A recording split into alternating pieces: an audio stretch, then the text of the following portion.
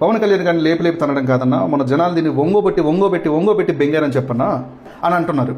మీరేమంటారు ఒకసారి కామెంట్ చేయండి. పాపం ఆయనే ఒళ్ళు బాగాలేకుండా ఏదో ఒక మూల కృష్ణారామాన్ని కూర్చున్నాడు. ఆయన ఎందుకు మళ్ళీ లాగుతారు?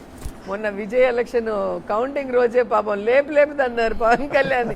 చూసి నేర్చుకోరా, హీరో అంటే ఎలా ఉండాలి, సింగిల్గా ఉండాలి, సింగిల్ పార్టీగా రావాలని. నాకు నవ్వు ఆగలేదు. ఈ వీడియోని పంపించి కొందరు పద్ధతిగా మాట్లాడాలి, విధానపరమైన విమర్శలు మాత్రమే చేయాలని కబుర్లు చెప్పమాకన్నా, కుక్క దగ్గరకు వస్తే కరవడానికి చెప్పుతోనే కొడతాం, కర్రతోనే కొడతాము, దానికి దాని భాషలోనే కౌంటర్ ఇవ్వాలి. పవన్ కళ్యాణ్ గారిని లేపి తనడం కాదన్నా, మన జనాలు దీన్ని ఒంగోబెట్టి బెంగారని చెప్పన్నా. జగన్మోహన్ రెడ్డి గారు కాకుండా పట్టుమని మన చేతుకున్న వేలంత మంది 10 మంది గెలిచారన్నా, కనీసం వీళ్ళ పార్టీ ప్రతిపక్ష హోదా కూడా సాధించుకోలేదు, సిగ్గుపడాలని చెప్పన్నా. ఇది మాట్లాడే చూస్తూ ఉంటుంటే 10th క్లాస్ ఫెయిల్ అయినోడు స్టేట్ సెకండ్ వచ్చినోడిని ఫస్ట్ రాలేదని గెయిల్ చేస్తున్నట్టుగా ఉంది, ముందు దీని సంగతి చూసుకోమని చెప్పన్నా అని అంటున్నారు. అయినా కానీ నేను చెప్పాను, వద్దురా మనం విధానపరమైన విమర్శలు చేయాలి తప్ప అంత దిగజారి మాట్లాడకూడదు. 151 నుంచి 11కి వచ్చారు, ఆ 11 రేపు 1 అయ్యేదాకా వాళ్ళు అలానే మాట్లాడతారు, వాళ్ళకి సిగ్గురాదు అని అన్నాను. మీరేమంటారు ఒకసారి కామెంట్ చేయండి.